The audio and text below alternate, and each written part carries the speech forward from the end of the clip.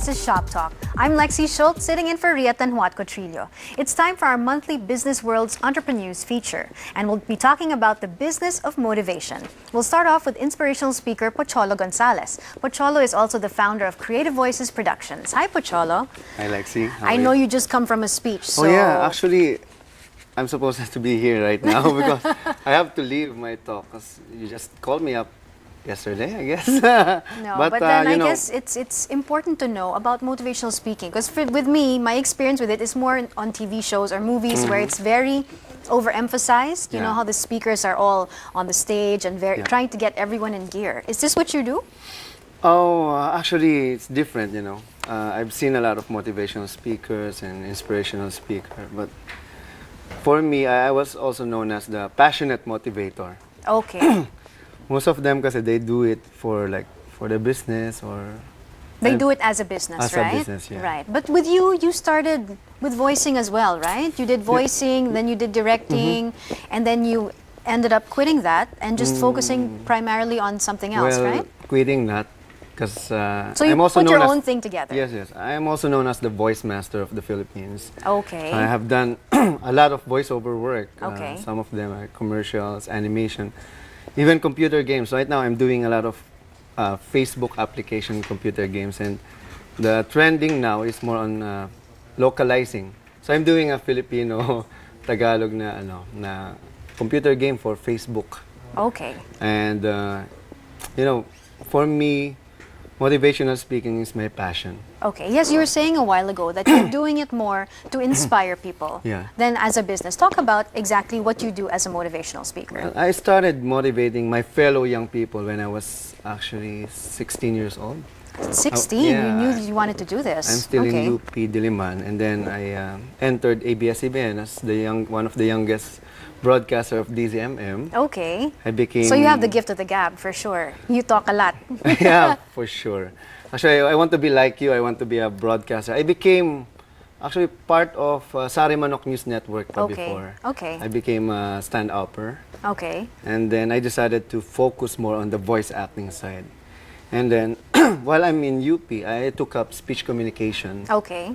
So You graduated with that? Yeah, speech communication, and I took up masters in broadcast communication.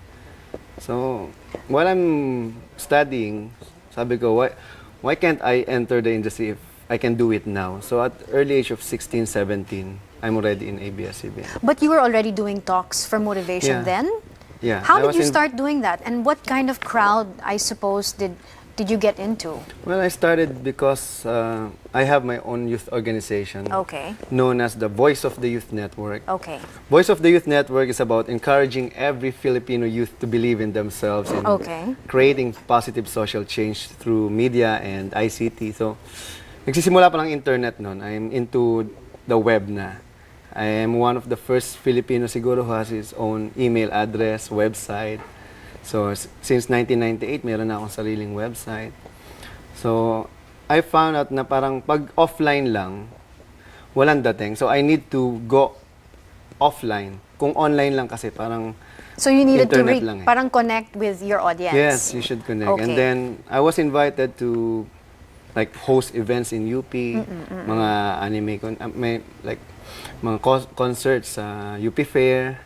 Then, nakikita ko nag-respond yung mga tao sa ano. And then, I was invited din sa mga youth programs, youth summit. Because I do voices while I'm speaking. But when you speak in those summits, what exactly do they commission you to talk about? Is it just to inspire the crowd? What, Well, do you host the basically, event? I only talk about myself. I don't talk about other people's business. Okay. So, it's how I So follow parang my comedy passion. act ka ba? Or No, it's not at all. I don't make jokes. Okay. But people laugh because of my, I can say, extraordinary talent, which is my voice acting skill. Something like I can show you. Sasabihin ko lang sa kanila, you know what? I'm the voice of this commercial. Like, and anong sikreto? And everyone laughs.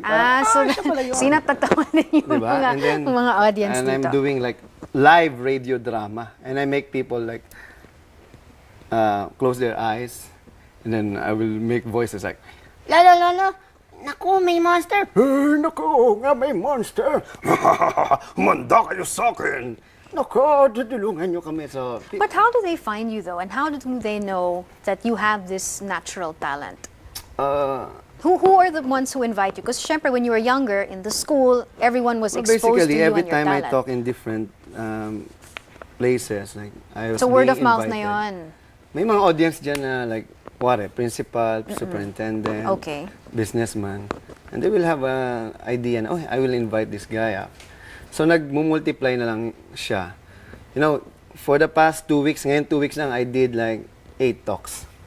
And you'd say that it's because of your voice acting, especially that they get you to do these things. I have a lot of experience. I've been to more than 20 countries. I've traveled almost. You've done speeches in Yeah. 20 countries. I've been to almost all parts of the Philippines na speaking. Okay. And so when you say you speak about yourself or you talk about yourself and your life experiences, does it have an end path or end goal to teach them sort of like a lesson Well, for going after their dreams? yeah. What exactly do you teach them? Actually, parang ano yan eh. I consider my talk na parang sandwich, parang hamburger. Yung Yung bread. mga bread is me. Okay. So yung palaman is my content. So anything na about public speaking, guerrilla marketing, personal branding, youth empowerment, communication. So you are your own Pinapasok. model. Parang ganon. So every time na meron namang points dyan, yung parang sineset kong example yung sarili ko. Give me an example of, well, I've heard the voice acting, but are there certain stories that you always tell about what's happened to you in your life? Well, basically, yun nga, I talk about yung life ko. Like, I'm a dreamer, you know, I came from the province, walang-wala kami, and then eventually, I entered UP Diliman, tapos dire-diretso na, and then, yun, like yung bago ko makapasok dito, I bested more than 10,000 people dahil ang daming pila dito sa ABS. Parang mga ganun lang. But people, kapag kasi ang importante, nakaka-relate talaga yung mga audience mo sa'yo. And apart from, because you said that principals would see you, and so you'd go to a lot of school functions, I'm sure, and talk. I'm sure you also do a lot of business talks, because Oh, yeah. for entrepreneurship, it's very important that you be able to sell not only your product, but I suppose yourself. Yeah, that's also known as personal branding. Yes, correct. Actually, right now, I'm part of this Go Negosyo events like Youth Summit. Yan, lagi ako na-invite mag-talk. I'm also the Vice President of Philippine Marketing Association for Chapter. So, nagta-travel talaga ako Cebu, Davao, You seem to be Cagayan de very, Oro. very busy. How do you keep Mukha lang. everything in check? Mukha lang kasi... Pinagtripan mo ata ako eh. Actually, ngayon, ang daming invitations eh. Lahat yan na tinatanggap ko. Kasi para sa akin, minsan lang. Kumuha pa siya ng ibang From that, I have my own business, Creativoices Productions and Creative Visions. We produce AVP. And if you love what you're doing, as if you're not really working eh. So parang I still have more time for other things. But when you talk about your motivational speaking as sort of your advocacy, so it's not just talking to perhaps the youth who are, who are trying to find themselves and their personal identities. You're talking about a whole spectrum of people. Of course, entrepreneurs. Who else have you spoken with? Siguro from 2 years old hanggang 80 years old, I can speak. Talaga. Kasi like this morning, afternoon na pala, mga 1 o'clock kami nag-start. Merong 6 years old, tapos may 80 years old. So, Anong klaseng convention? ang dami. Actually, parang recognition siya ng mga anak ng mga employees. So, Okay. there are employees, Okay. merong mga CEO, like the mga rich people talaga. And then there are kids from grade 1 to college. Okay. Just imagine paano ko ano yun? How do you traverse all the age ang hirap ranges, diba? kung hindi ka sanay. So, I need to start with the kids. So nagvo-voice ka. I started like a kuya. Magandang araw mga bata. Ako nga pala si Kuya Choy. Ano nga bang pangalan ko? Kuya Choy, tama. Uy, alam niyo ba si Kuya Choy? May kwento sa inyo. Tsaka sa mga magulang dyan, oy, makinig din kayo. So, kailangan mo i-address lahat yan. Siyempre, so parang kinakonect mo na yung sarili mo sa kanila. Do you see yourself doing this for many, many years to come? Maybe until I die, mag-speak talaga ako eh. Madaldal kasi ako ng bata eh. So Madaldal ka pa rin. doon ko dinala yung sarili ko. Alam mo yun? Parang, kasi too many negative things are happening in this country. So, di ba, konti lang yung motivation, inspirational. Yes, of course. And the media, Trying to focus on the positive. yeah, and the media is always focusing on the negative things. So there's a lot of things that we can be proud of as a Filipino. You know what, this coming June, I'll be in the US. And I'll be the first and only Filipino who will represent Asia to the International Voice-Over Convention. Just Magaling ka imagine. mag-voice over. Depende. Kung Try anong nga klase. natin. Kaya mo mag-teleprompt? More on Filipino yung ginagawa natin. O sige, can you just read me that line in a different voice? Saan? Well, Yeah, yan. 1, 2, Okay. 3, go.